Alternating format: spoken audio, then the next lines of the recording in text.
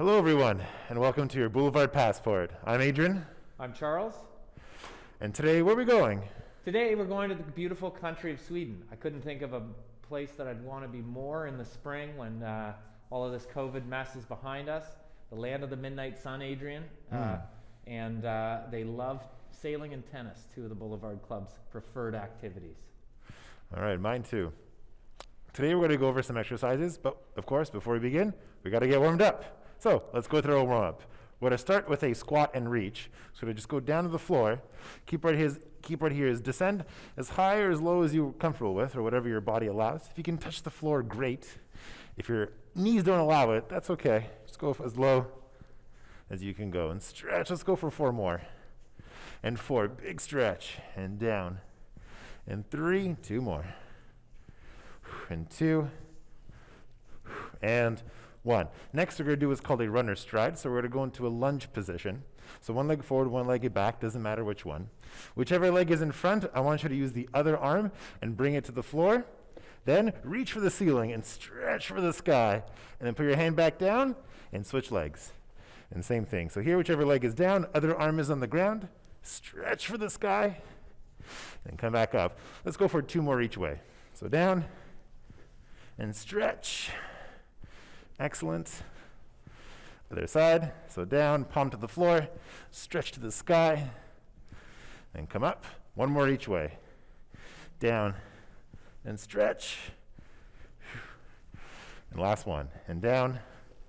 And really open up towards the ceiling. Excellent. You should feel that a little bit in your core, a little bit in your hip. Next, side to side lunges. We're going to put our feet about double shoulder width apart. Whatever you can manage. And here, the goal is to just warm up our glutes, our knees, and our inner thighs, but just shifting your weight side to side. Now here you can kind of come up and down. Yeah. If you want an extra challenge, keep your hips to the same level. Don't actually change the level of your torso. If you want an extra challenge, and really focusing on that knee. This is a great warm-up for sailing, for moving around the boat. Oh, nice. Will you take me on your boat next time? For sure. Excellent. All right. And then from here, we're actually going to grab a band. So I'm going to give Charles this band. And here we're going to go for an overhead pull apart. So I want Charles to grip it palm face down, lift it above his head. He's going to turn his thumbs a little bit back. And he's going to try to pull it apart right to his shoulders. Yep, and then come right back up. Go through a couple of these. Let's go for 8. So that's 2. And here for breathing, see if you can exhale as you come down. Yes. And inhale on the way up.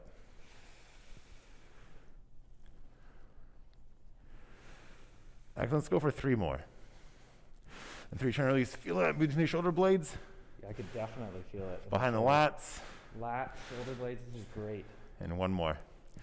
And open. Great. And the next one's going to be an overhead squat. So he's going to hold it above his head. We're just going to squat down to the ground. And this challenges, you can also do this without a band. It's going to challenge your body to keep your spine upright as you squat down.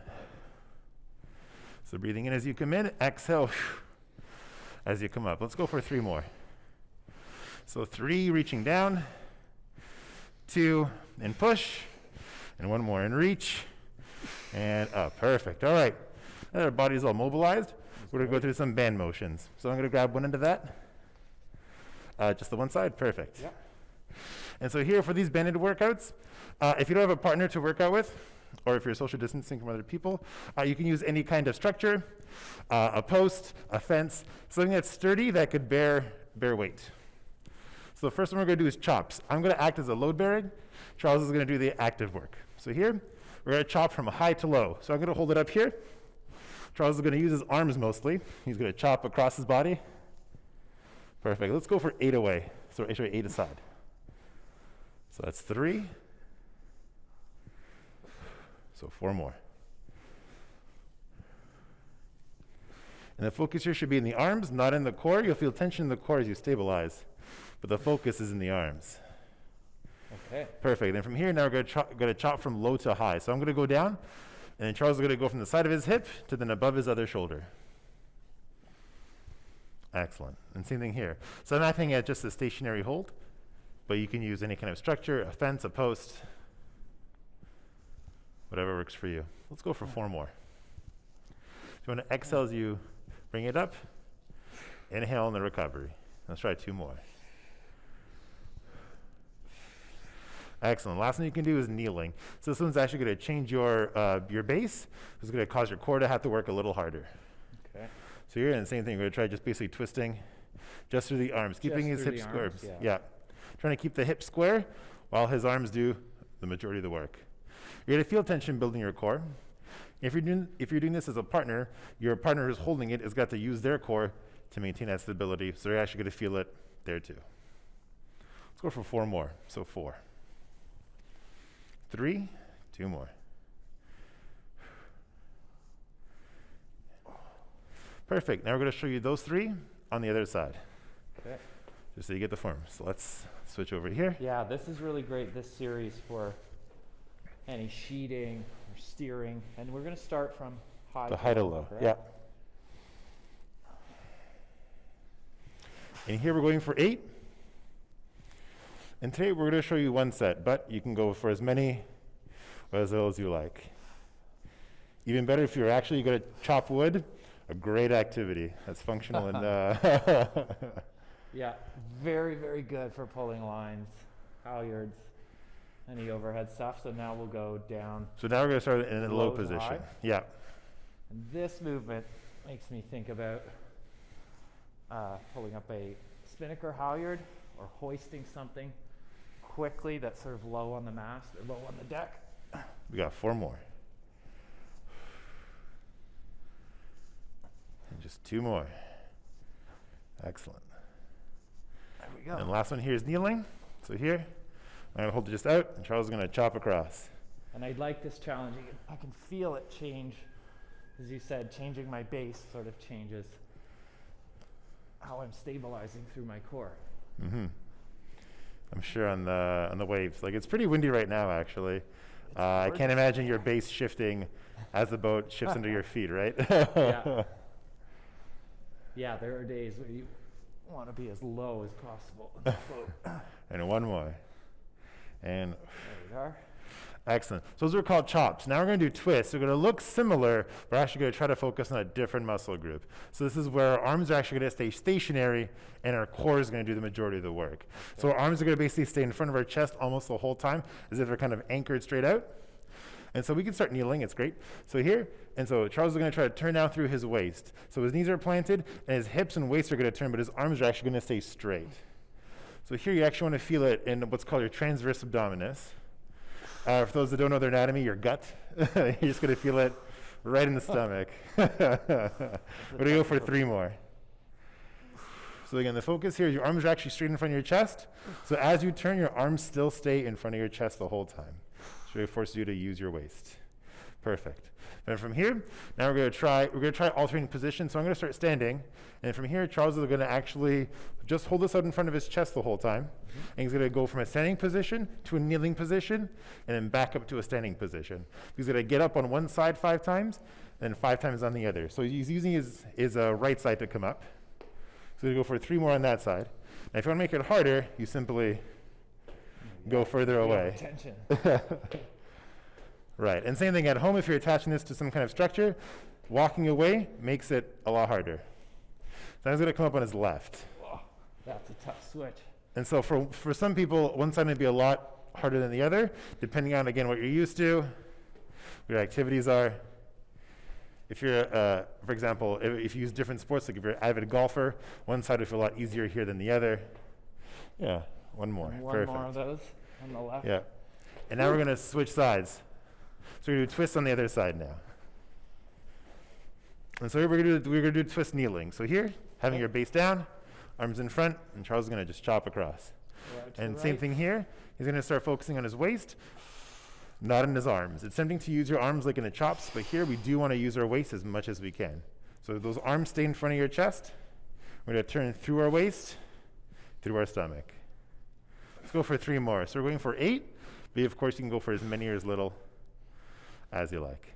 Let's go for 1 more. Excellent. And then from here, now it's going to be the standing and kneeling. Sorry, standing and kneeling. So I'm going to hold it out here, and Charles is going to go put a 5 aside. 5 each side. Okay. Yeah. Of course, when I make it harder, if I want to be mean, I can just really pull away. This is a great example of the endurance required and why some people don't think that sailors need to be fit, but in order to sail long And distances switching sides if we have it. and to be hiking for long periods of time and being able to be focused on tactics, Let's go for you've 2 got more. to be able to have that high level of fitness And 1 more. so you can stay sharp. Oh, that's great. Perfect, really uses the core. So from here now we're going to do some pulls. I don't have much experience with ropes, but Charles can speak to the importance of any kind of overhead pulling or pulling into your body. So why would pulling be important? Pulling, as I suggested earlier, for halyards, main sheeting. One of the things I like to focus on when I'm doing So- sailing-related exercise, So we can start with squat and row, sure. squat and row, Yeah, is ensuring that people have strong grip, strong forearm, good shoulder strength, because you will definitely need it in higher winds to adjust the sail to steer. And as far as the basics, and what Adrian and I are looking at here, sailing is really sheeting, steering, footwork, and boat balance. So we're getting a good mix of everything here. so now, so that one focuses a little bit on your lats, a little bit on your rear delt. This one's going to almost isolate your lats and really focus on pulling through your body. So I'm going to stay stationary. Charles is going to bend at the hip and keep his back as flat as possible. His palms are going to face down, and from here, he's going to try to pull that basically towards his shins with straight arms. Yeah. This is down. This is a really good movement. So then you're going to keep your arms as straight as possible. And when exhales, we pull. Inhales, we come up. And the hard part here is, again, keeping that stable. I'm trying to go just so relaxed. We should feel behind the armpits. Their back should be as stationary as possible. Let's go for 3 more. 3, 2 more. 2, excellent, 1 more. And 1, perfect. And then another variation of the row, we can just do a standing row. So you're just holding in tight, yep, and then just pulling in into our body. It was good to try to rowing from different positions, because while it might be stronger in a standing row, it might be weaker in a squatting row. It's good to just add that variability to your workout, because I mean, you'll never know what you'll experience if you're out there, right? That's true. Like those howling winds. Right now, cue the wind soundtrack. All right, let's go for 2 more. 2 more. Now we're gonna try some bodyweight moves. Perfect, that was really good. Thank you, Adrian. Excellent, so you can do a lot of different simulated things with just a band. And you don't have to have a partner. Charles could have easily just used a fence, a post, a big tree in hopefully your own backyard, not someone else's. All right, so let's go for some bodyweight exercises. All right. We're gonna start off with just the basics. So just a pause squat. There's 2 different ways we can do this. Charles is gonna demonstrate just from there. And your goal here, I'm gonna show you from the side. So when I try to sit low, keep your knees at level with your hips. You can just pause and hold it. This is to build that leg and quad endurance. Another way to level this down, if you find this is too much, you can also go against a wall. So right here, and just having your thighs at 90 degrees against a wall. This is a great, I really like that. Just holding it There here. is that quad endurance, very important for sailing. Hiking requires a lot of quad endurance. Go for 2 more. And I like the modification with the wall sit. It reminds me of ski race training. Very important to get that quad endurance built up. For sure. So next move is going to be some lateral lunges. This one is focusing on the glute med, or your side butt, for those who don't know the anatomy.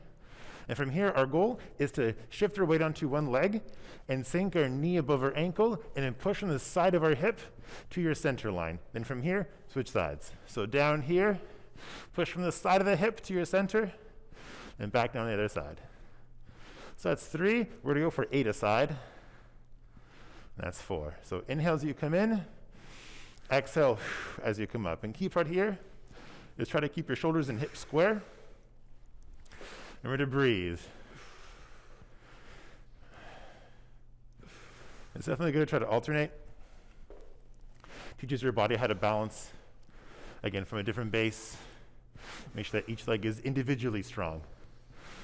Especially if you end up like rolling an ankle or something happens out there. It's good to have both legs individually strong. And here, let's go for, after this, 2 more each way. All right. So down and push. So today we're showing you just a modified workout, but of course if you want to do more, you can always do more. And one more each way. Perfect, and one more. And excellent. Next is a single leg deadlift. So Charles will be showing you from the side, I'll be showing you from the front. The key part here is trying to keep your hips square, shoulders back. You're going to shift your weight on one leg, the other leg is going to go backwards as your torso goes forward. Your goal is to even out as best as you can. So reaching in, and then coming up. Focusing on that balance. In terms of breathing, you're trying to inhale as you come in. Holding that balance and exhale as you come up. Let's go for 2 more this way. Okay. To reach. If you can adjust your balance halfway through, that's normal. And 1 more and reach. Let's try switching legs. So now, other side. You may notice that one side is a lot easier or a lot harder than the other. That's normal too. Each of us have a dominant leg. Some people are ambidextrous, but I am not. So we're going to keep reaching forward and then coming up. So inhale as we reach.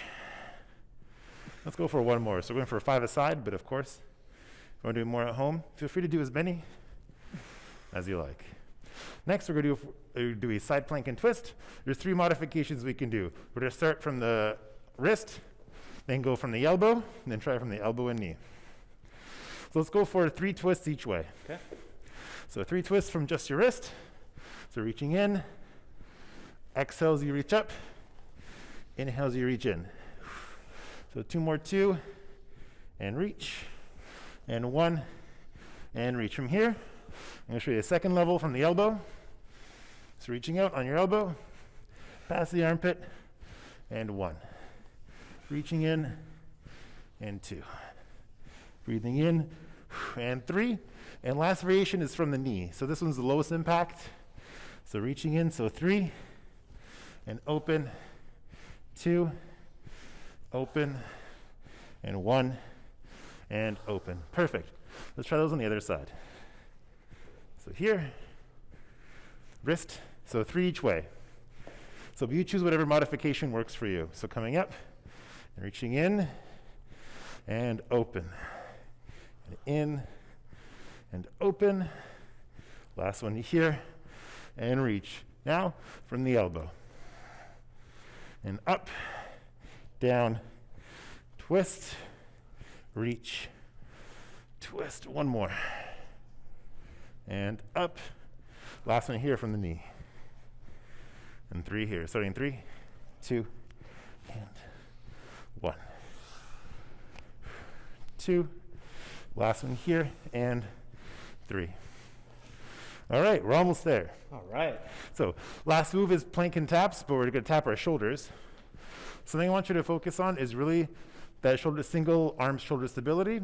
There's going to be a temptation to try to shift your weight and twist your body. Try to resist that temptation. Try to keep everything square to the ground. So let's start. So here, tap your shoulder and commit. So now, what I don't want you to do is this, and kind of switching your weight quickly.